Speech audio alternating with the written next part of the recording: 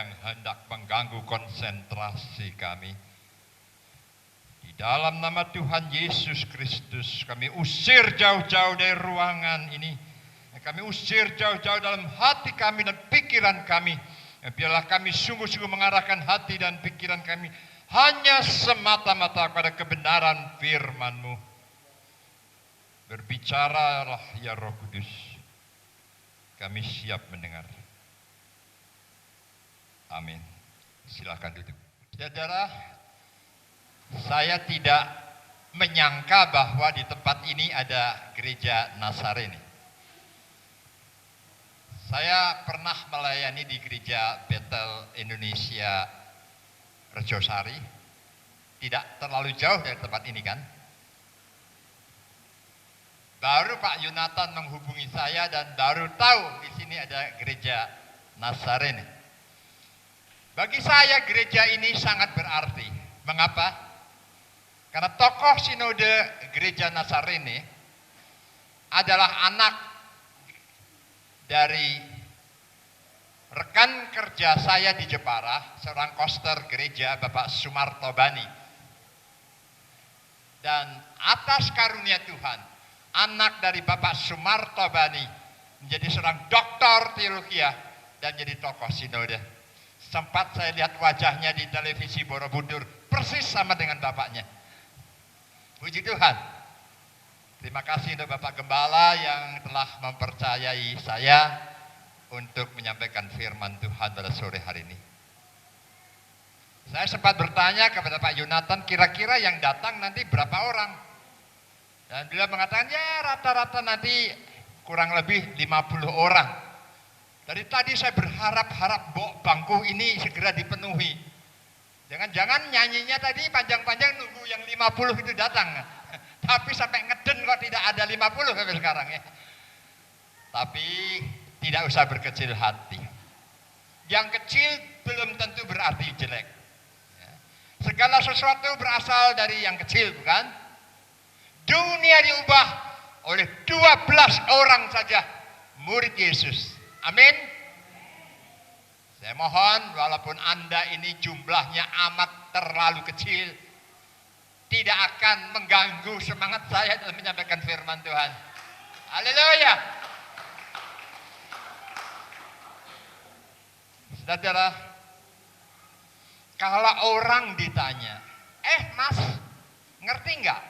Kenal enggak? Siapa Yesus? Kebanyakan akan menjawab, mau ngertos dong. Ngertos Gusti Yesus, ngertos. Sinten niku? Siapa Yesus? Dia kan guru moral yang luar biasa. Ya, hampir menyamai Konghucu lah. Kalau di daratan Cina. Konfusius lahir lebih dahulu daripada Yesus. Apakah jawaban ini salah? Tidak salah. Memang Yesus guru moral yang luar biasa. Ajaran-ajarannya begitu hebat.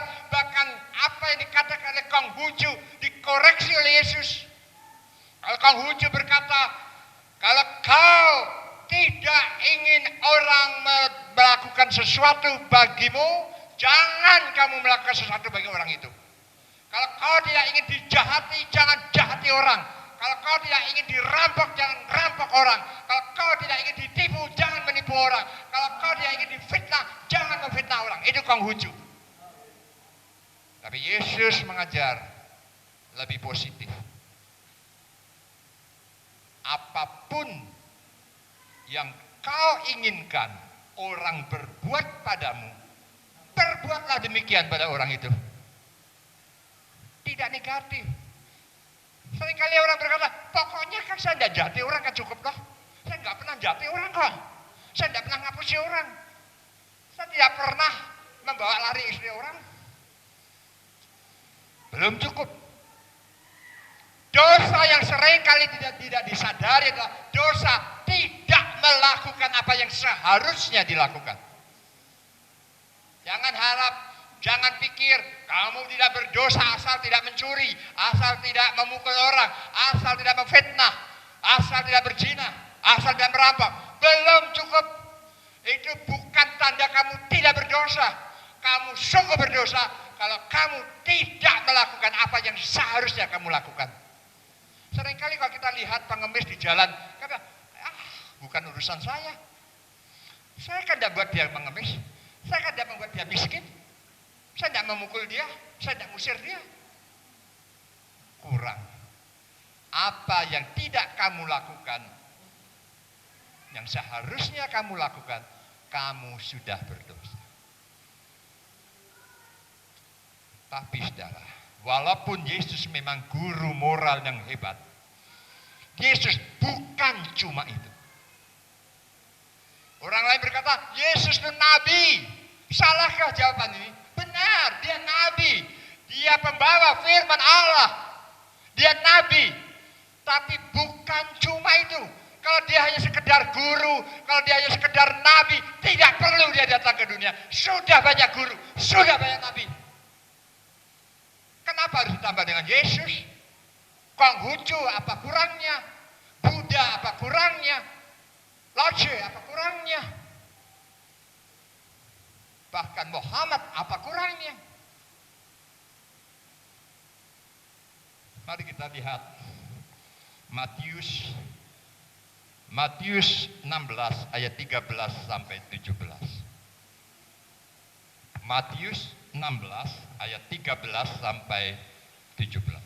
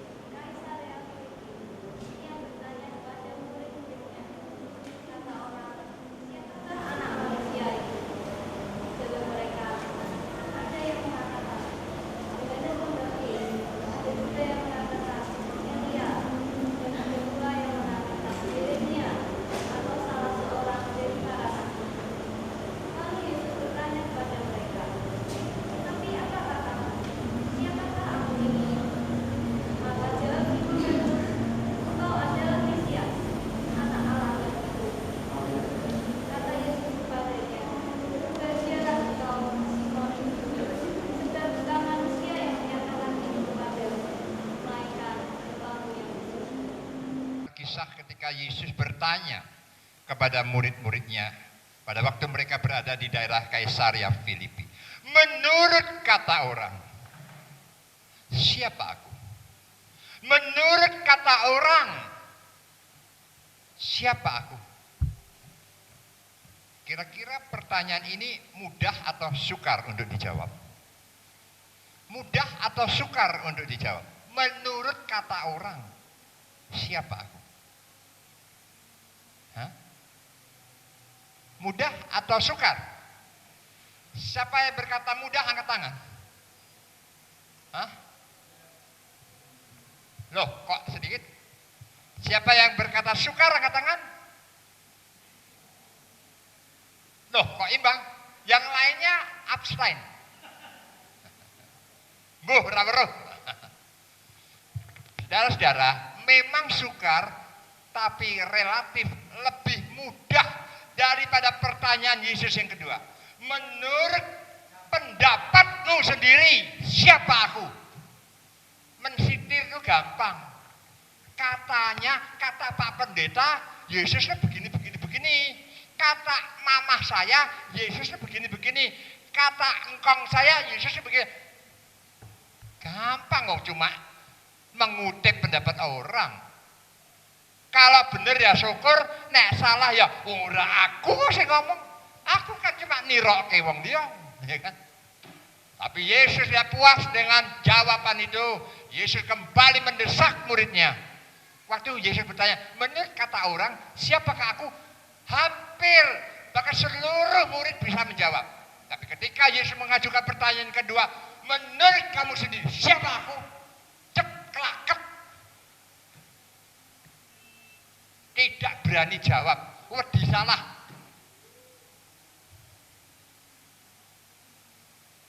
Syukurlah akhirnya Simon Petrus tampil mewakili teman-temannya. Engkaulah Yesus, Mesias, anak Allah yang hidup. Dan Yesus membenarkan. Yesus tidak keberatan dengan jawaban itu. Berbahagialah engkau, hai Simon, karena bukan manusia yang mengatakan itu kepadamu, tapi Bapa yang di surga yang memberitahu padamu. Engkau Mesias, anak Allah yang hidup. Engkau bukan sekedar guru, engkau bukan sekedar nabi. Coba kita lihat Yohanes 11 ayat 27. Yohanes 11 ayat 27. Siapa tadi yang berkata? Siapa yang berkata tadi? Hah? Siapa? Yohanes 11 ayat 27 tadi siapa?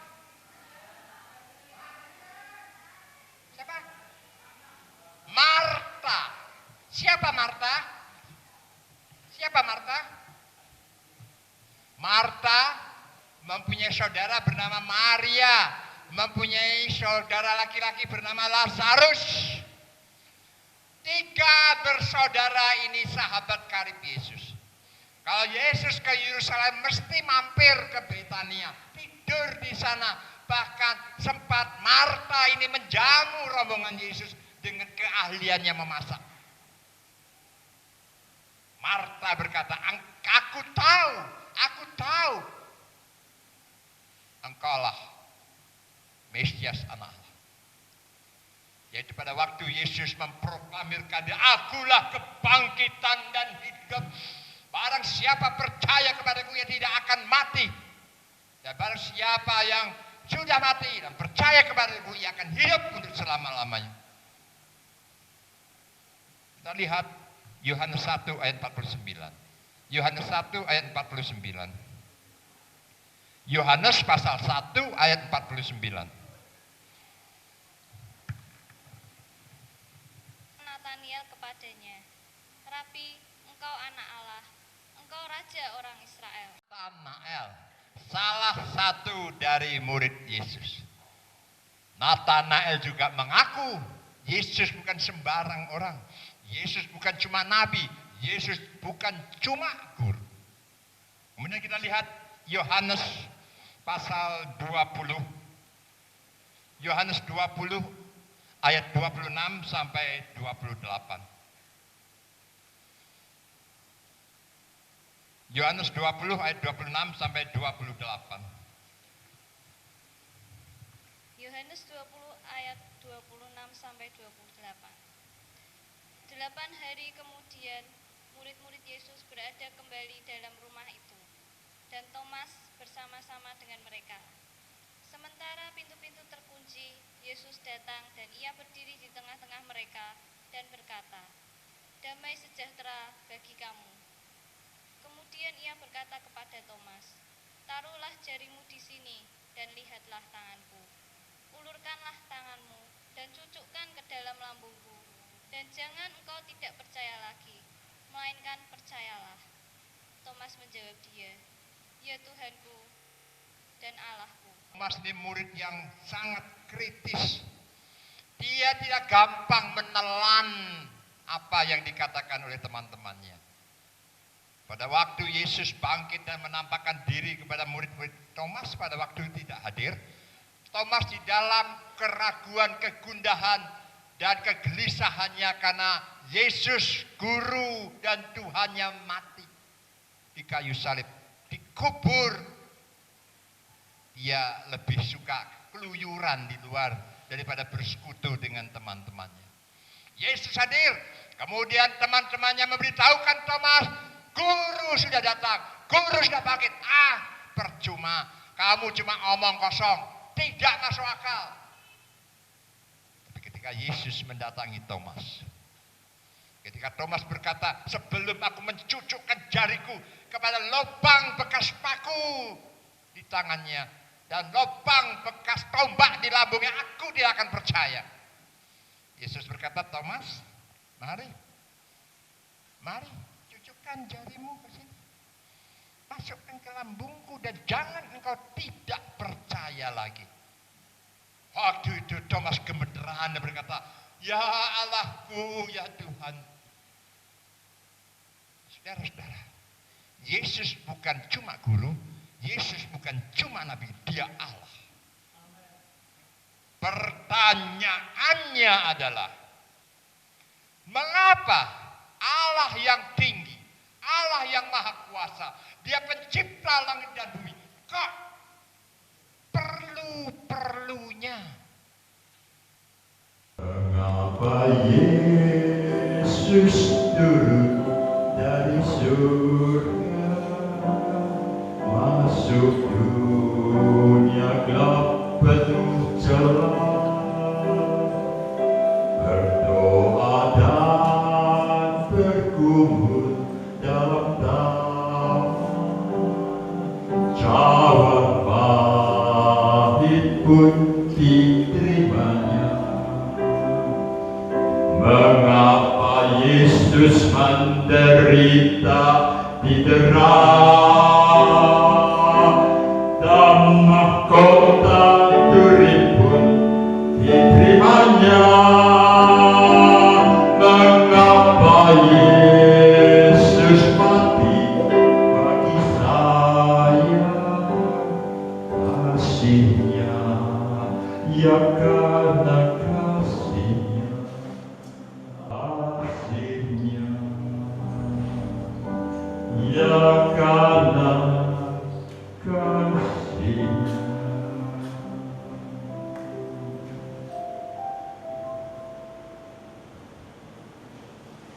Saudara, kadang-kadang kita berpikir, apakah tidak ada jalan lain? Kenapa kok harus Yesus? Kenapa? Coba kita lihat Yohanes 14 ayat 6. Yohanes 14 ayat 6. Kata Yesus kepadanya, Akulah jalan dan kebenaran dan hidup. Tidak ada seorang pun yang datang kepada Bapa kalau tidak melalui aku. Akulah jalan, kebenaran dan hidup. Tidak ada, jelas dikatakan tidak ada seorang pun yang sampai kepada Bapa kalau tidak melalui aku. Kadang-kadang kita manusia itu sok keminter, bodoh tapi keminter. Seringkali kita menganggap, saya bisa cari selamat. Bisa, asalkan saya berbuat amal sebanyak-banyaknya, pasti saya selamat. Kan nanti ada timbangan kan. Nanti kalau timbangannya nanti bobotnya itu lebih berat, amal saya kan saya langsung lulus ujian, masuk surga.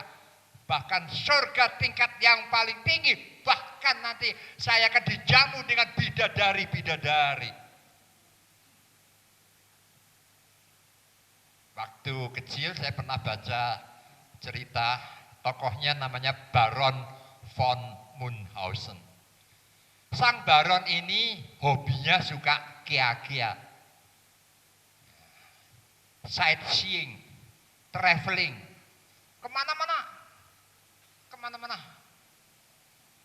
Nah, saking dia kesengsem dengan pemandangan di kiri kanannya, dia tidak memperhatikan apa yang ada di depan kakinya.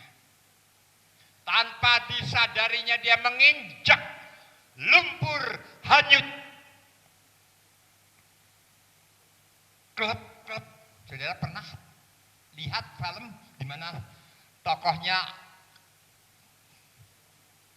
kelelep lumpur hanyut? Bagaimana? Supaya selamat bagaimana? Orang kalau masuk dalam kubangan lumpur hanyut, itu reaksi pertama, refleks apa? Berat kan? Enggak. Berat, bahkan berat, makin berat, padahal makin berat, makin kelelep. Tapi Baron von Munchausen ini anak cerdas. Dia segera putar otak. Supaya saya tidak tengah lumpur hanyut, saya harus ada di luarnya. Benar enggak? Benar enggak? Benar. Supaya saya tidak ada di tengah-tengah lumpur hanyut, saya harus ada di luarnya. Supaya saya berada di luarnya, saya harus mumbul dari lumpur hanyut ini. Bagaimana saya mumbul? Saya kan punya tangan. Buat apa tangan ini? Langsung cegemek, rambutnya ditarik. Sut, sut, sut. Mumbul, saudara. Ya akhirnya mendarat dengan selamat di tanah yang keras. Tapi itu dongeng. Coba tenanan, mumbul apa ora?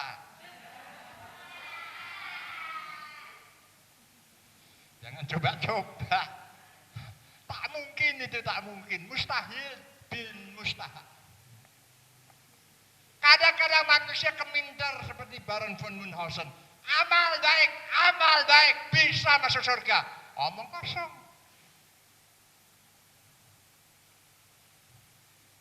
Firman Tuhan mengatakan upah dosa itu maut. Semua orang sudah kehilangan kemuliaan Allah. Saudara-saudara, jadi kenapa kita harus melalui Yesus? Karena kita tidak bisa mengusahakan keselamatan sendiri. Di California itu mana letaknya? Mana? Amerika apa Ameriki? Amerika. Di California pada suatu saat ada pengadilan yang sangat menarik dan diberitakan di surat kabar. Seorang hakim menghadapi seorang gadis yang ditangkap karena melanggar aturan lalu lintas. Karena terbukti ada banyak saksi bahwa gadis ini memang bersalah, hakim ini menjatuhkan hukuman $100 atau masuk kurungan 10 hari. Pilih mana? $100 atau masuk kurungan 10 hari. Duh. Tapi yang membuat orang terpana adalah ketika hakim itu turun dari kursinya, meninggalkan meja kebesarannya, membuka jubahnya, dan kemudian merogoh dompetnya dan memberikan kepada panitera uang $100. Karena gadis yang diadili adalah anaknya sendiri.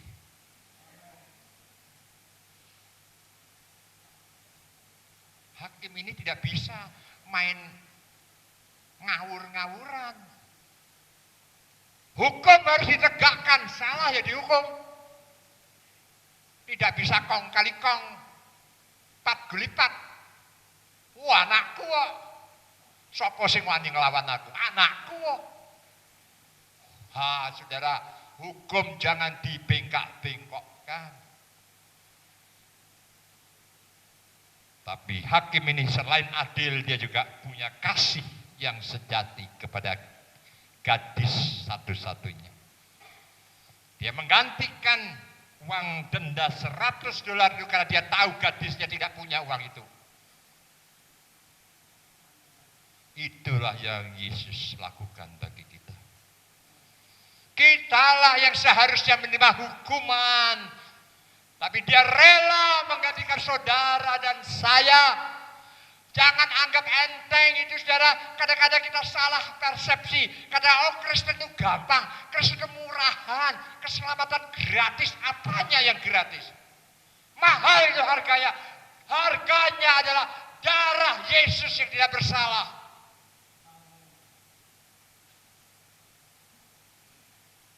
Jangan main-main. Jangan katakan bahwa Kristen itu gratis. Tidak. Nah, oleh sebab itu, saudara, menyadari akan fakta dan kebenaran ini, kita seharusnya patut bersyukur. Karena kasih Allah, sekali lagi kasih Allah sungguh telah terbukti. Tidak usah diragukan lagi. Kasih Allah sungguh telah terbukti.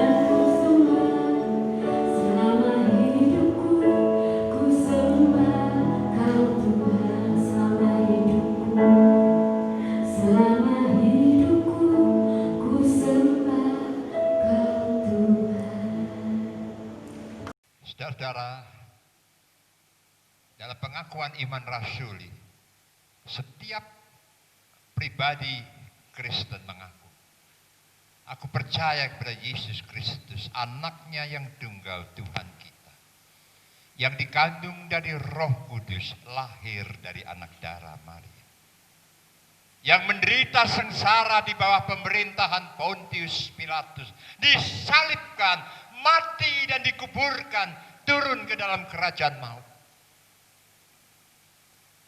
Pada hari yang ketiga ia bangkit pula dari antara orang mati, naik ke surga, duduk di sebelah kanan Allah Bapa, dan dari sana ia akan datang kembali untuk menghakimi orang yang hidup dan yang mati.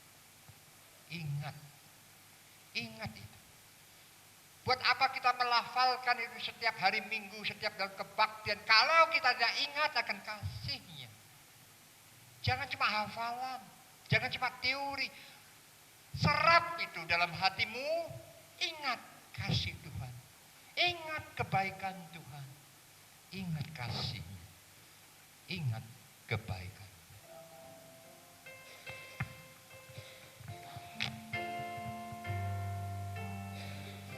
Saya ajak teman-teman untuk menyanyikan pujian ini sama-sama ya. Ingat kasih-Nya. Ingat kasih-Nya. Ingat kebaikan-Nya dan anugerah-Nya. Dan anugerah-Nya selamatkanku.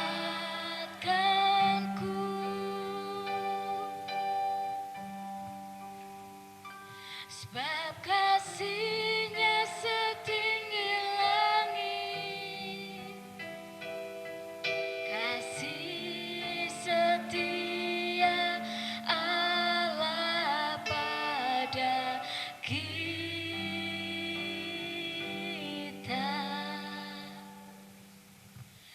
Besar kasih Allah pada kita. Sama-sama kita mau katakan, ku takkan lupa. Ku takkan lupa kasih-Nya.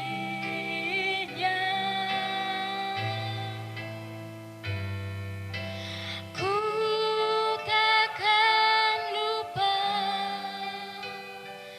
anugerah-Nya.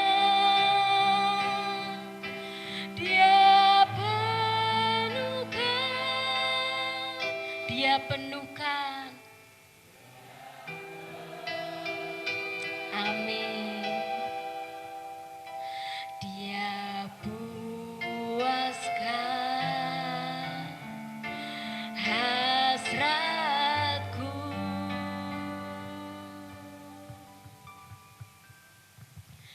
Besar kasih Allah pada kita.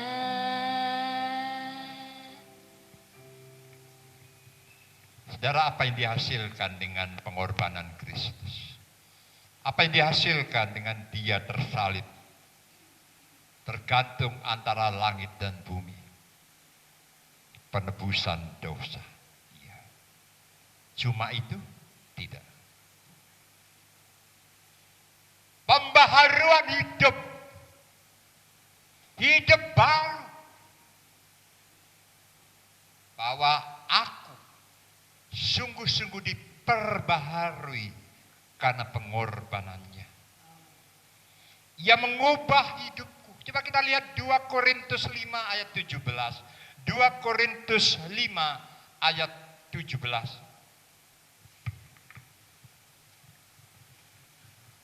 2 Korintus 5 ayat 17. Jadi siapa yang ada di dalam Kristus, ia adalah ciptaan baru.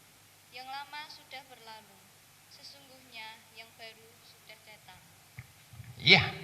Jadi apa hasil dari karya Kristus di atas kayu salib? Yang pertama apa? Apa? Penebusan dosa. Yang kedua? pembaharuan hidup. Dan yang ketiga, coba kita lihat darah Matius 28 ayat 18 sampai 20. Matius 28 ayat 18 sampai 20.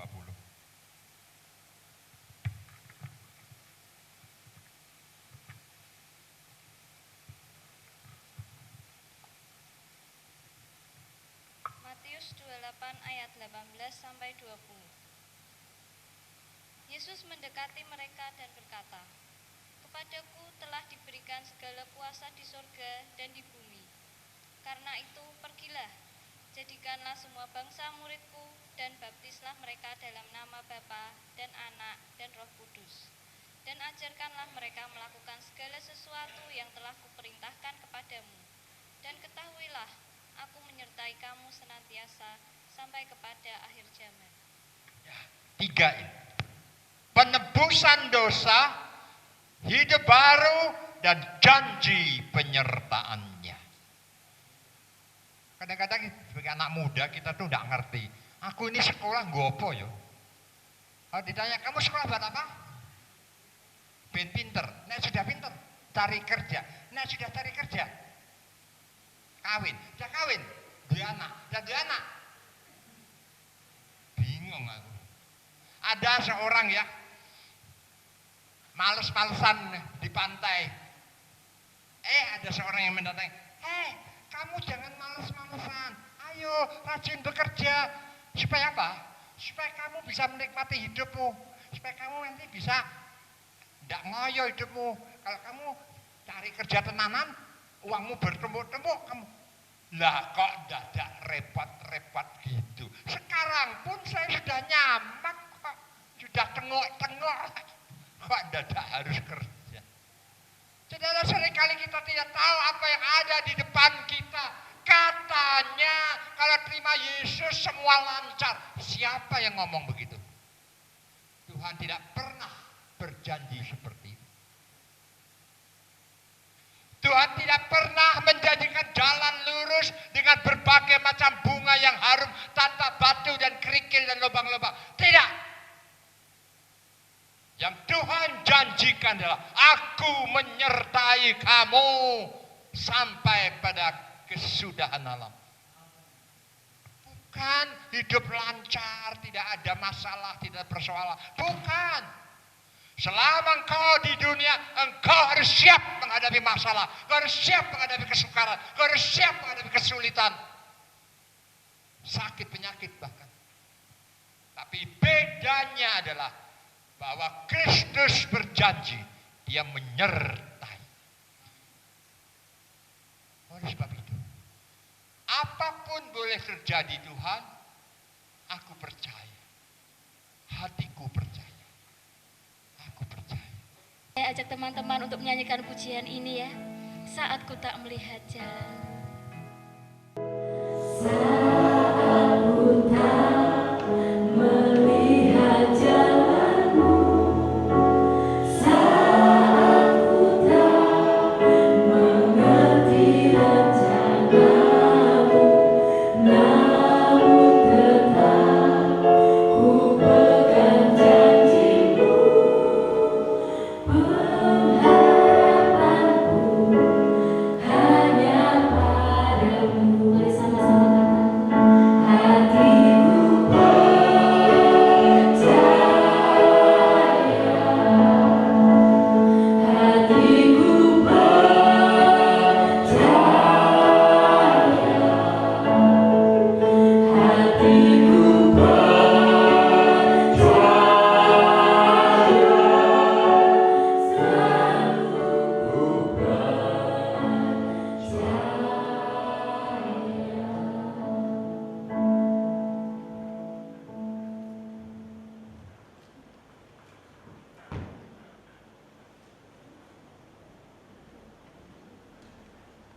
Percaya.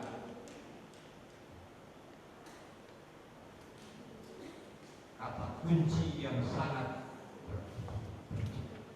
Tapi bukan cuma berarti, tapi juga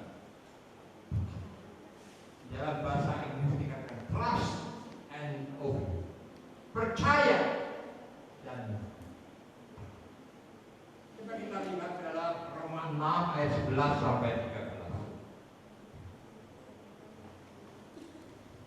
Roma 6 ayat 11 sampai 13.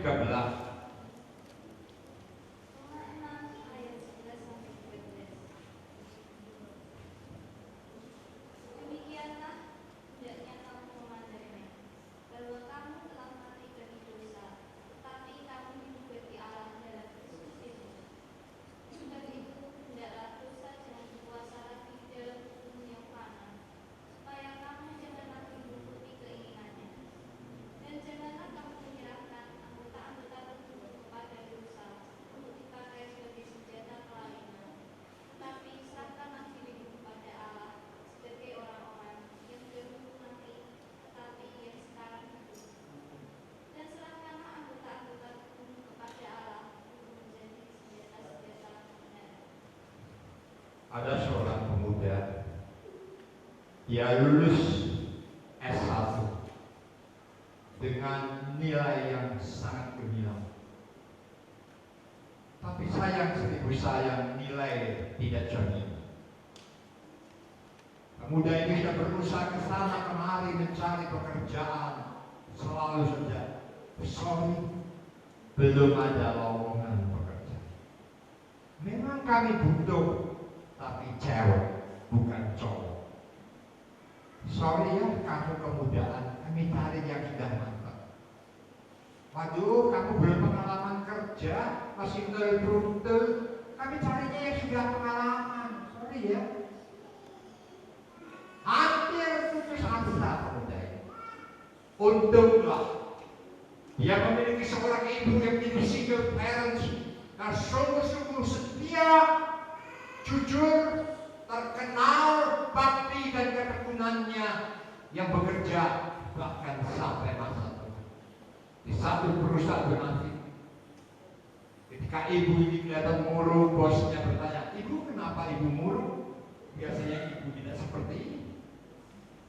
Ibu ini berkata, "Pak, maafkan saya. Kalau pikiran saya, masalah dan persoalan rumah tangga saya mengganggu konsentrasi kerja saya." Apa sih Bu masalahnya? Kalau saya boleh tahu, saya kan punya anak laki-laki cuma satu, Pak.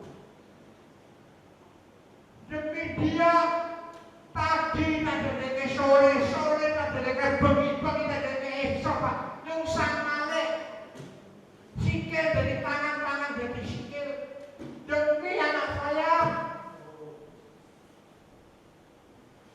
Tuhan berkati, Pak. Sudah lulus Pak S1 dengan nilai B. Oh, selamat ya Bu, selamat ya. Selamat ya, selamat Pak. Tapi ini persoalannya Pak. Walaupun nilai tinggi, masih pengangguran Pak. Oh, kalau Ibu ngomong dari semula sini, itu kan gampang. Bawa sini. Loh, maksud apa? Bawa sini. Mulai besok pagi kerja di sini. Saya bener Pak, guyon. Loh, kapan saya guyon? Saya tidak pernah guyon, saya serius.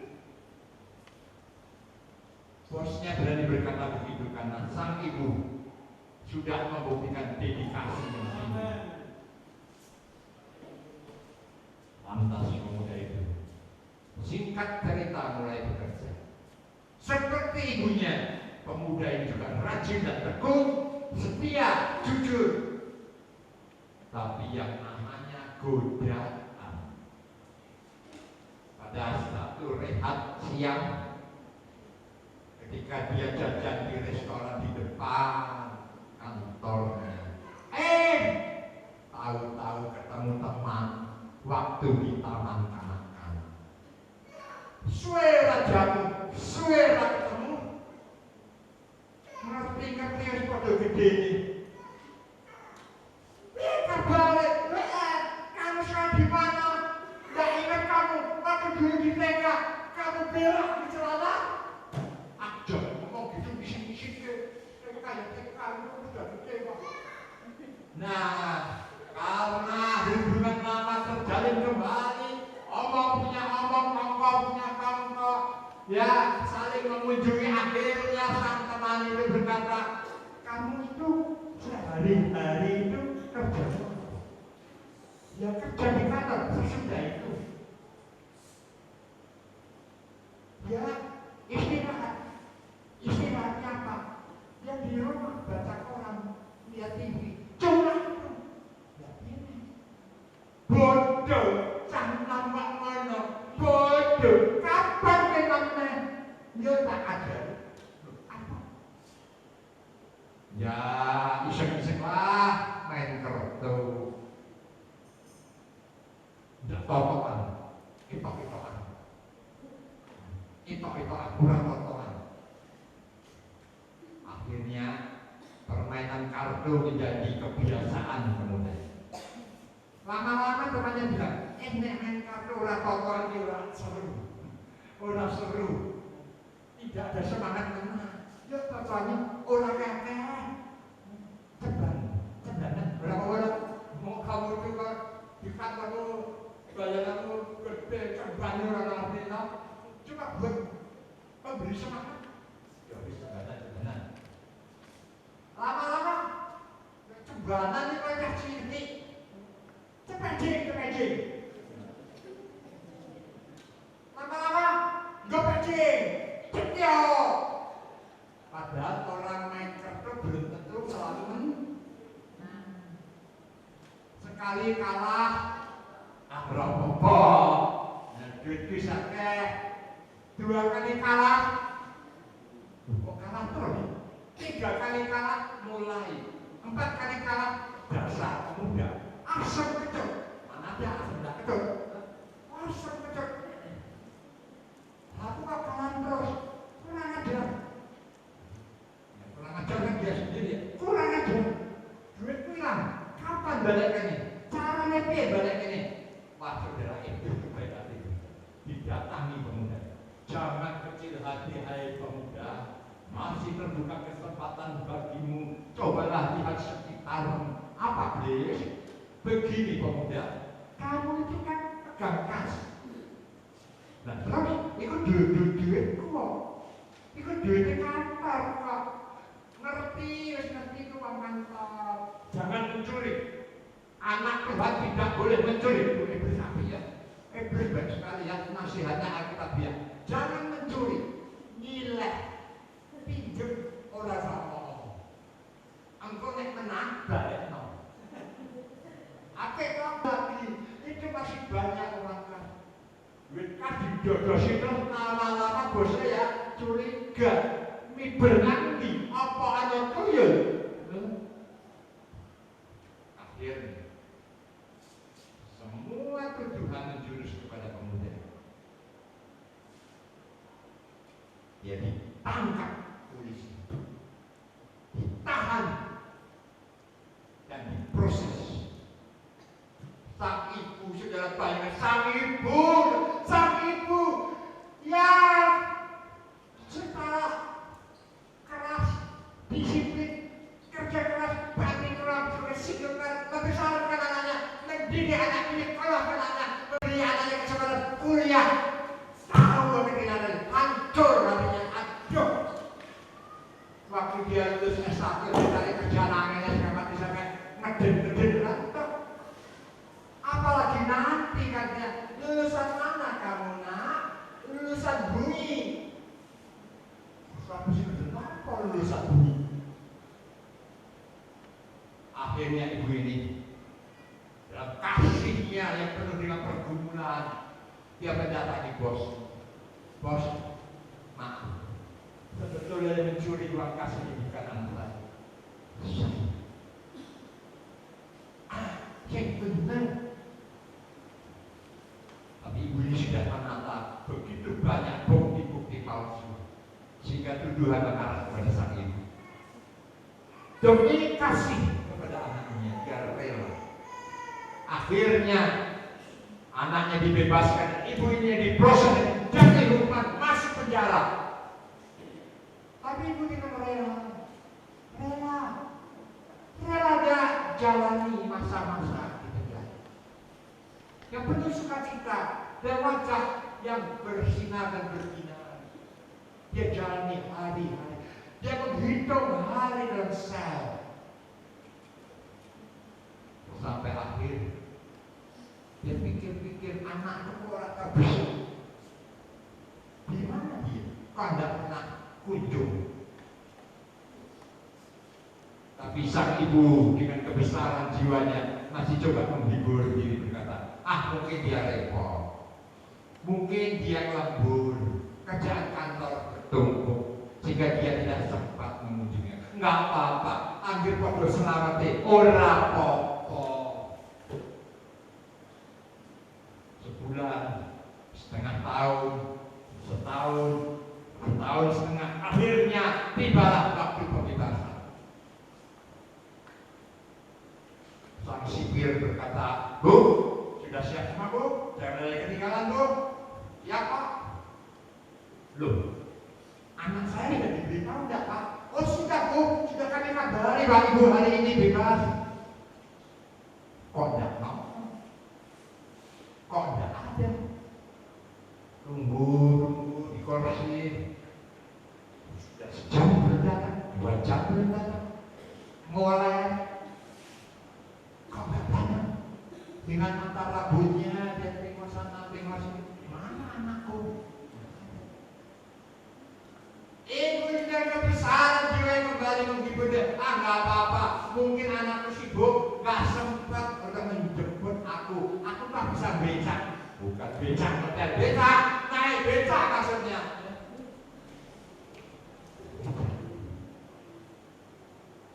Dia pikir nanti sampai rumah kan dia bisa kena ganti anaknya kepada tukang beca itu. Tapi tiba di depan gerbang rumahnya, ibu ini berbunga-bunga. Senangnya hatiku, wah sudah bebas. Sebentar lagi aku bisa rangkulan sama anakku.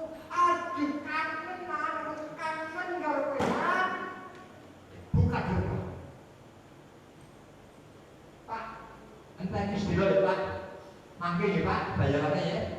Kenapa Bu? Kenapa? Dia dengar di ruang tengah ada suara cekakan. Ketawa. Ada apa? Kok jam sekian anakku tidak masuk kerja?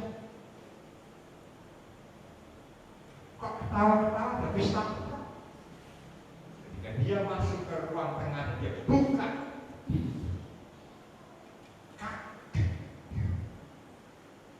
Tidak mempercayai pandangan. Dia lihat anaknya. Anak di mana dia kerja keras susah balik, banting tulang supaya bisa lulus. Anak di mana dia rela menggantikan hukuman. Anak itu sedang menghadapi meja, dikelilingi teman-temannya, tangannya memegang kartu, keringat berkotos-kotos, panting itu kartunya.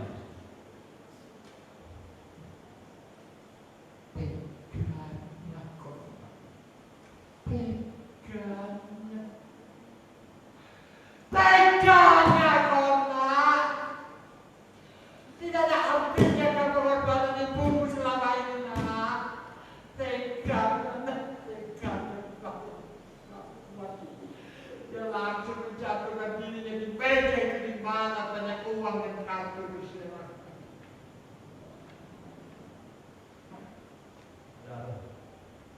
Yesus sudah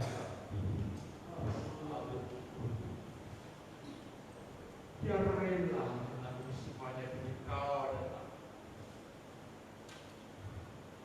Bagaimana perasaan dan hati kalau kita menyia-nyiakan pengorbanan, kalau kita memboroskan hidup kita dengan hal-hal yang najis dan kotor, yang bergelimang dengan dosa secara sengaja.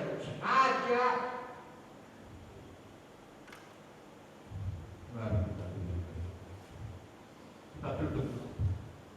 Mari kita membuka hati kita di hadapan Dia.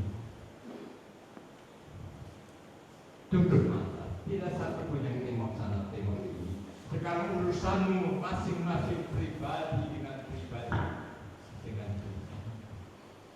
Soal temanmu kiri kanan muka belakang bukan urusanmu. Sekarang bagaimana engkau berurusan dengan Tuhan?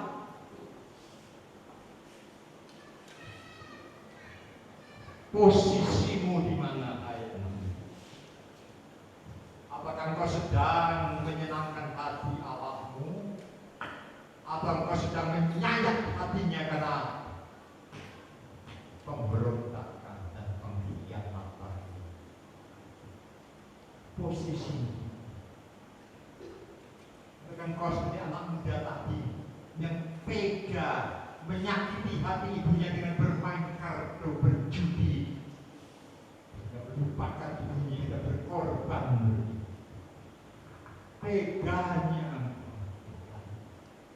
Teganya engkau. Semua tunduk kepala, jangan tengok kiri, tengok kanan. Arahkan hatimu kepada Dia. Arahkan hatimu kepada Dia.